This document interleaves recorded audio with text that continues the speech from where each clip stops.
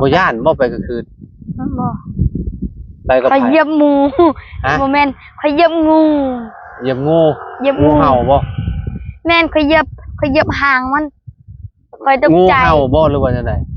จักงูยังบ้างูสีขาวและสีดำปนกันอยู่นี่สีขาวอยู่นี่สีดำขาวดำแม่นโอ้งูกันป้องแล้วน่ะคอยเหยียบอันตรายเด้อนั่นเด้อมันตอดมันครบน่ะเด้อคอยเหยียบหางมันซื่อๆคันคอยเหยียบหัวตายแล้วคอยเรียบร้อยเลยเด้เรียบร้อย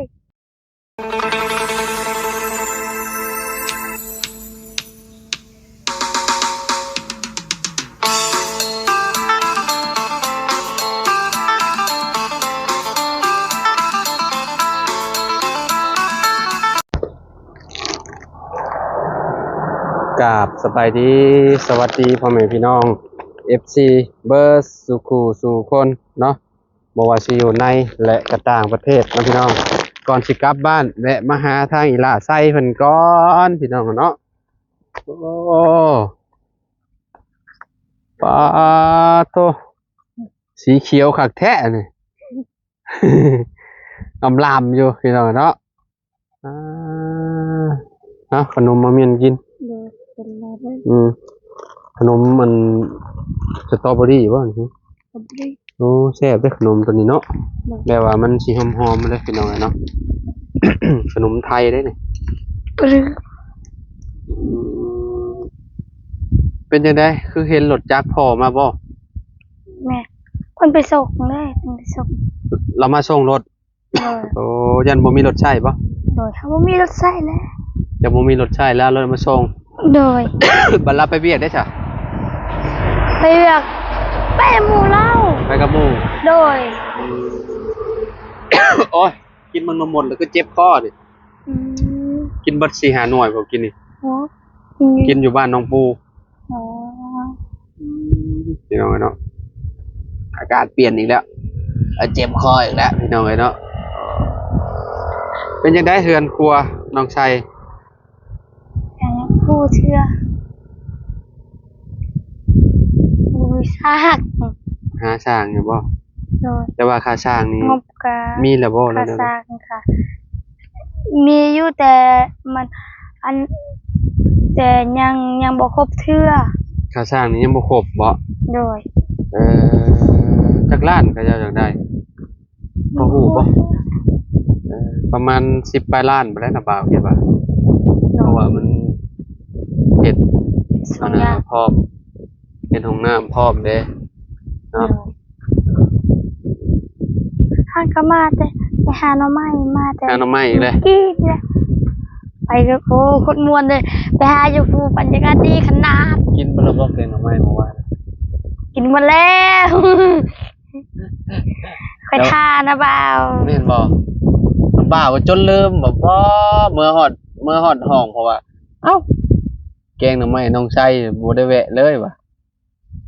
กินจนฮอดคาบแรงบ่นั่นแกงหน่อไม้แม่นค่อยมาแต่สอนก็กินอีกจะไปสอนก็มาก็กินอีกแม่น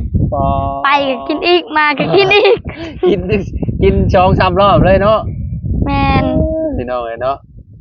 มันหลายเด้น้องชายเนาะแม่นเหาะมันประมาณเลยพี่น้องเอ้ยเอาไว้ให้นะบ่าวเพิ่นเฉพาะเด้อน่ะเอาไว้ให้นะบ่าวทานนะบ่าวโอ้ค่อยจึงไปสอนแล้วเราบ่มาแล้วติแม่นเราบ่มาแล้วค่อยจึงไปสอนโอ้ค่อยได้หลายคืนนี้เจ้าไปสอนหยังสอนกุ้งสอนกุ้งในเซ่ครับบ่แม่นกับปลาเฮาได้หลายได้คืนนี้ได้ว่าเจ้าเอาวิงนี่บ่ไปสอนเอาแม่นเอาสวิงลืมซักครบจังได๋ก่อนซักอีกคือมันคือได้หลายแท้คนไปหลายบ่หรือว่าคนบ่หลายเจ้าจังได๋คนเฮากับหมู่เฮา3คนสอนนำกันบ่แม่นเซ่ตัวใดกันและสอนเซ่ตัวใดจะไปสอนเซ่อยู่บ้านอันนี้นะแม่นบ่ย่านบ่ไปกลางคืนบ่ไปกับใครเหยียบหมูบ่แม่นใครเหยียบงู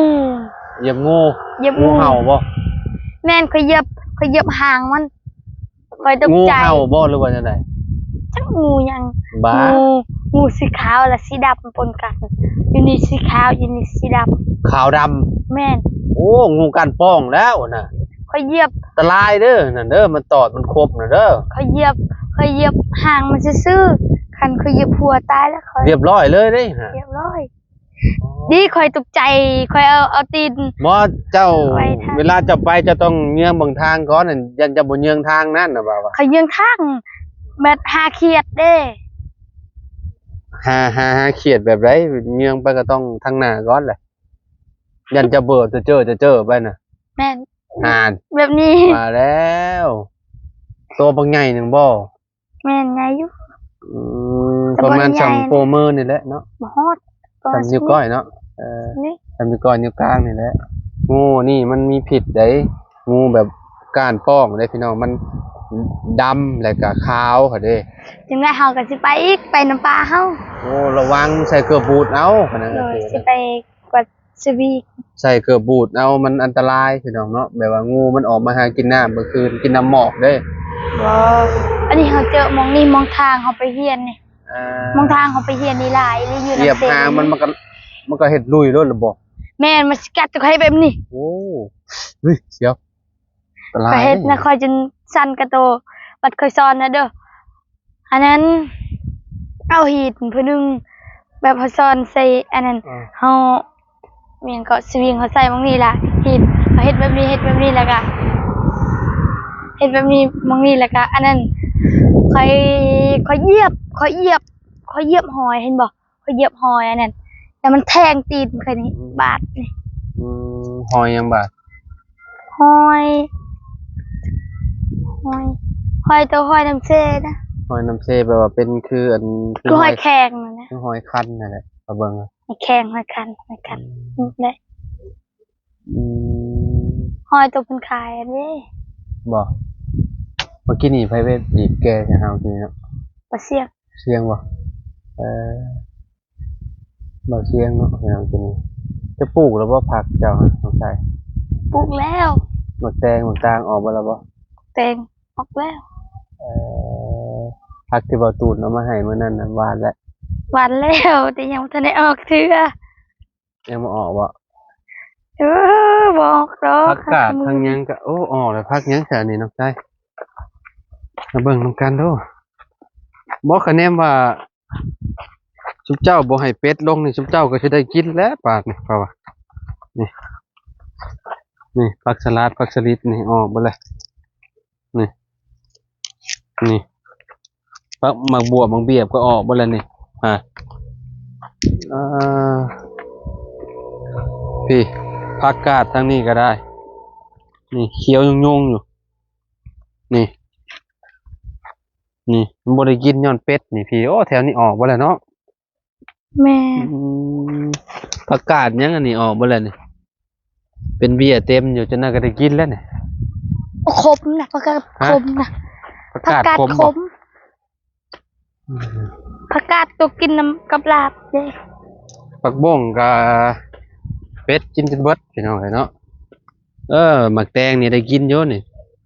ตัวนี้ เด้ อืมนี่พี่น้องเนาะนี่แมงอ่ะนะแมงเขียวๆน่ะเด้ชายแมงแดงๆเนี่ยมันหมักอันนั้นมันหมักกินเบี้ยหมักแตงบ่ฆ่ามาทิ่มอืม บ่มีเลยหมดเห็นก็ใส่อันนั้น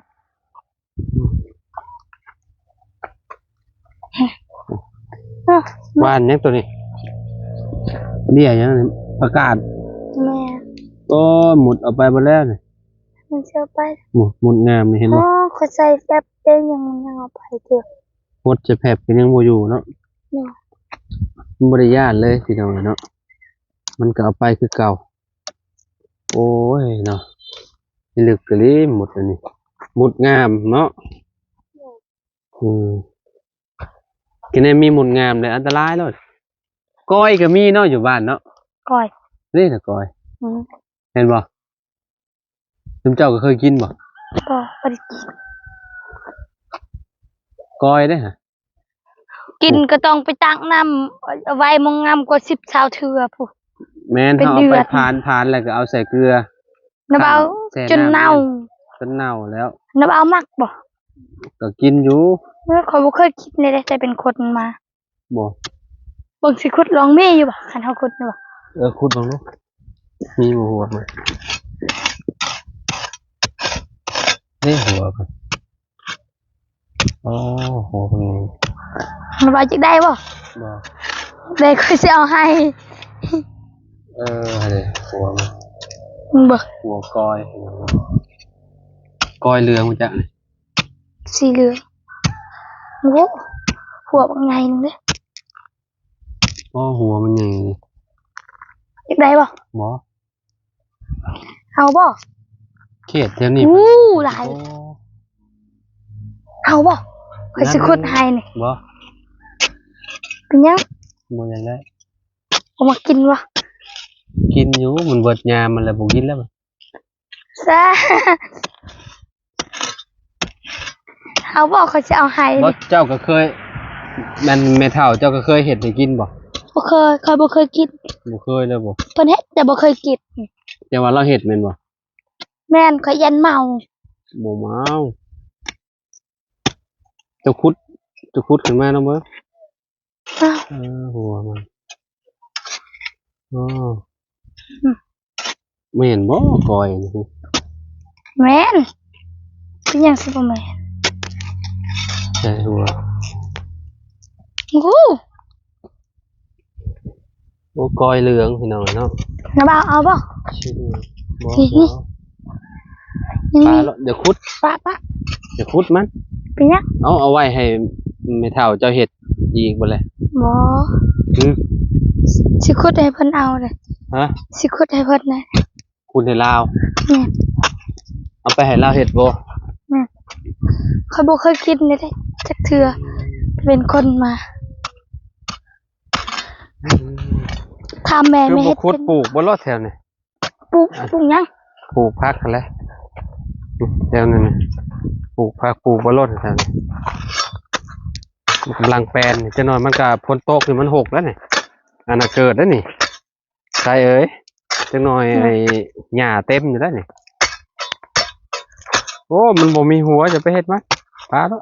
นี่เป็นหยังสิบ่มีนี่ คะแนนเป็นมันคักอยู่อันนี้โมเมนต์มัน โอ้หัวใหญ่เลยเนาะโอ้ปอใครเนี่ยเคยกินอันนี้พี่น้องเลยเนาะนี่หัวก้อยได้นี่คั้นได้พี่น้องเลยเนาะนี่แต่เห็ดบ่ถึกนี่ก้อยหอมอยู่ได้ก้อยอันก้อยสีเหลืองพี่น้องเลยเนาะ หอมอยู่บ่ แม่นบ่ก้อยฮึ แม่นก่อน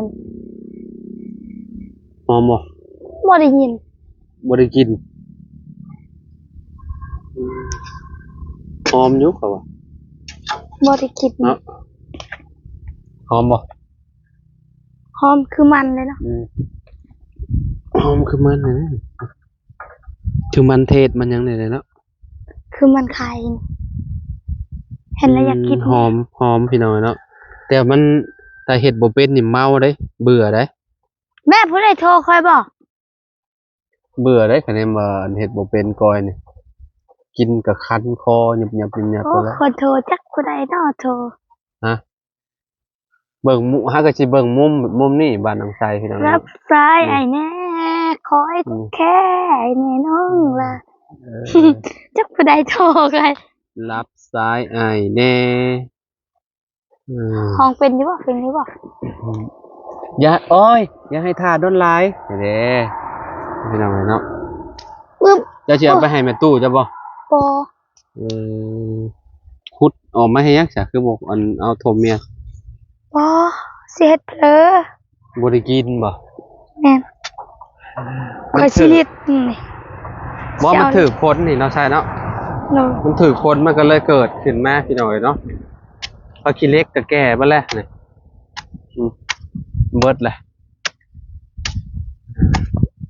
แล้วบอกกันอยากได้บ่ผักขี้เหล็กบ่ บ่นี่พี่น้อง พาไปลุงเฮิมก่อนจังเลย นี่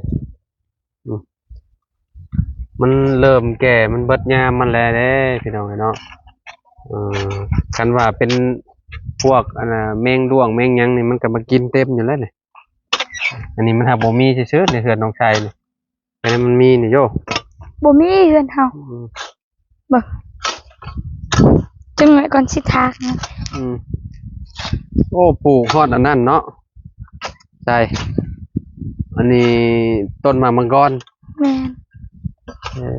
ปลูกใส่ต้นไม้แบบนี้เลยพี่น้องเนาะ โอ้ต้นมังกรเฮาอยู่พุ่นหมดคนรัก อืมสำนักตอนนี้ ไผ เจ้าสีเขียว อ้าวว่ะ อืม ของแม่ โอ้ย ไง เฮ้ยแต้น ตกใจเด้อเว้ย เอาลีเลยฮ่าแต้นเหรอวะ เต้นน้อยซื่อ โอ้น้อยก็ตอดเจ็บได้ จะไปต่อห้างมันมาจ้ะ ๆบ่เพิ่นออกหากิน ตอดคุมตาคนนี้ก็ว่าแล้วเจ้า นี่นะบ่าว โอ้จะไปเห็นไหมมันหลายมันหลายป่ะอ่ะเลาะเบิ่งบ่ได้เลาะแต่สิใดเลยบ่ได้เบิ่งตั้งแต่เพิ่นปลูกพี่น้องเลยเนาะผลหมากรากไม้เพิ่นนี่นะหมากตอหมากแตงเพิ่นนี่นี่อีหยังซะนี่บ่ มะเขือ คือบ่ไปแบ่งปลูกซะเป็นหยุ่มอยู่บ่อนเดียว ขาแบ่งแล้ว เป็นหยุ่มอยู่บ่อนเดียว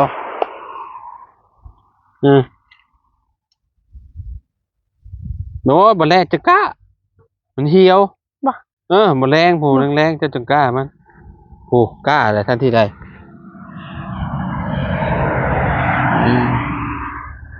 กล้า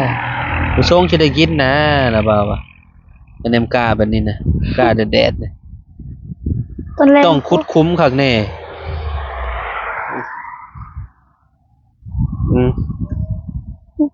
เอาบานมักสลัดกะเป็ดขึ้นมากินจนเบิด นี่มันพอกินหมดแล้วนี่ปลาในน้องกับน้ำเคี้ยวครับปัญญาเป็ดลงขมือพี่น้องเนาะ กา จังหน่อยฝนตกนี่ก็โอ้น้ำนี่บ่ได้ว้าวบาดนี่เนาะได้ โดยเรื่องหน้าเราบ่อยากสิเว้าเรื่องเข้าเราบ่อยากสิว่า ไปสามมื้อปะเดี๋ยวได้ใช้เด้อ โดยในทา เนาะ งไทยเด้ อีก อ ประมาณ 3-4 มื้อพุ่นแหละบัดนี้พี่น้องเนาะขึ้นบ้านน้องน้ำเนาะ โดย ก็เลยว่ามาแวะน้องไส้เพิ่นก่อนเนาะเพื่อเพิ่นยังบ่ได้เบิ่งคลิปเนาะว่าขึ้นบ้านน้องน้ำมื้อใด เรียกว่า มื้อวันเสาร์พอดีวันที่5บ้านน้องน้ำพี่น้องเนาะมีแต่เนาะน้องน้ำพู้นแล้วเพิ่นมาเว้าเนาะนำน้องไส้นี่แหละพี่น้องมาเล่ามาหยังหั่นแหละพี่น้องเนาะอยู่ทางเฮานี่มีแต่บอกว่ามาเล่าได้มาเล่ากันไปแสดงความยินดีนำหั่นนะเนาะ แต่ตอนขึ้นบ้านน้องนั่นนะน้องไส้นี่กับน้องน้ำเพันกับมาพี่น้องเนาะ คอยสิขับรถไปเองเด้ ก็ อ ต้องฮอดจอดเทิงกันบ้าบ่ต้องขับรถไปเองไปนำนาบ่าวก็ได้ขนาดบ่มีคนไปนำก็ได้หมู่คู่ทีมงานนาบ่าวบ่หลายๆหนึงไปรถไปนำไผก็ไปเลือกเอาเอ เห็น อ มีคนมาฮับนี่แหละ นี่นาบ่าวก็พักอยู่เทิงพุต้องมาก็ต้องแวะเจ้าก่อนถึกวันเสาร์ก็พอดีจะหยุดโรงเรียนพอดีเลยเนาะเอามาฮอดจอดเทิงเรียบร้อยพี่น้องเนาะมีแต่เดินทางกลับบ้านบัดนี้เนาะมื้อเอิ้นมื้อเฮอโอ้มื้อเอิ้นมื้อเฮอว่าซะวันจันทร์วันอังคารพุธพฤหัสโอ้ถ้าอยู่บ้านดนกับคือว่าและบ่มีงานลงพี่น้องเนาะก็ต้องมาสิไว้ๆแน่มื้อ3-4มื้อประมาณนี้นะพี่น้องเอ้ยเนาะทางเฮือนครัวน้องไสก็ว่าหาสร้างยังบ่ได้ว่าซั่นค่าสร้างก็บ่ฮู้ว่าสิแพงส่ำใดเนาะพี่น้องเนาะก็รอลุ้นรอชมนำกันตอนต่อไปพี่น้องคันว่าปะไว้ดนก็เดี๋ยวผลทำทรายลายมันก็ไหลไปเบิดได้จักหน่อยนี่พี่น้องเอ้ยเนาะเพราะว่าอันน่ะเอาถอกมองหันเลยได้เนาะฝนตกนี่ยันมันไหลจากๆไปเลยได้พี่น้องเอ้ยเนาะ